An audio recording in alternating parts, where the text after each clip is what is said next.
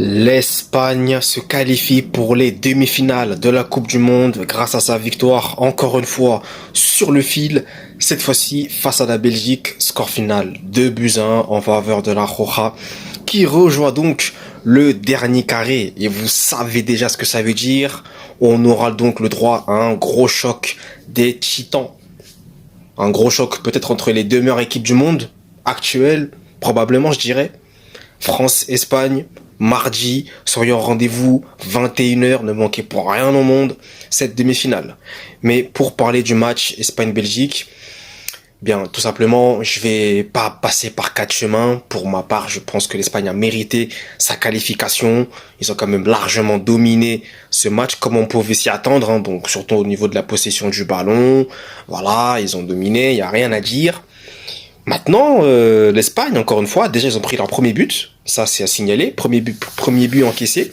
Donc la Belgique, ce sont les heureux élus, hein. C'est eux qui ont enfin inscrit le premier but à la Belgique. Mais c'est vrai que l'Espagne, sur quelques séquences par moment, surtout en contre-attaque, tu sens qu'ils sont prenables, quoi. Ils sont vraiment prenables en transition rapide, tu peux clairement les mettre en difficulté. Donc malheureusement la Belgique ça n'aura pas suffi, ça aurait été compliqué offensivement, mais ils ont quand même eu quelques situations vraiment où ils ont pu se montrer dangereux. Bon, les entrées en jeu de Lukaku malheureusement n'ont pas pesé dans la rencontre.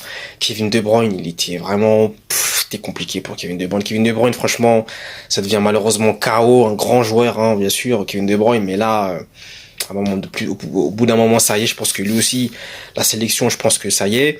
Thibaut Courtois qui est sorti sur blessure, malheureusement, c'est vraiment dommage. Et comme par hasard en plus, la Roja, enfin l'entraîneur de la Roja, Luis de la Fuente, qu'est-ce qu'il fait? Il fait rentrer Monsieur Clutch. Monsieur Clutch, vous savez c'est qui? Mikel Merino. Mikel Merino qui rentre. Mikel Merino qui marque, bien entendu. Je vous ai dit, c'est Clutch Man. Clutch Hombre. Hein? Hombre, c'est espagnol, Hombre. Clutch Hombre. Mikel Merino qui claque encore son but. Ah, décidément, lui, vraiment, va falloir se méfier de lui en demi-finale, hein. Les Bleus, je compte sur vous, va falloir se méfier de lui, vraiment. Mais voilà, hein, sinon, l'Espagne a plutôt joué son football.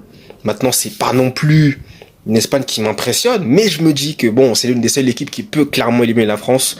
Donc moi, je redoute toujours cette Roja. Là, ça va être la France en face. Je pense qu'ils vont quand même élever le niveau. Nous aussi. Donc c'est un match qui peut où tout peut se passer. Moi, je dis clairement, ça va être pour moi 50-50. Mais je mettrai quand même légèrement, mais vraiment léger l'Espagne.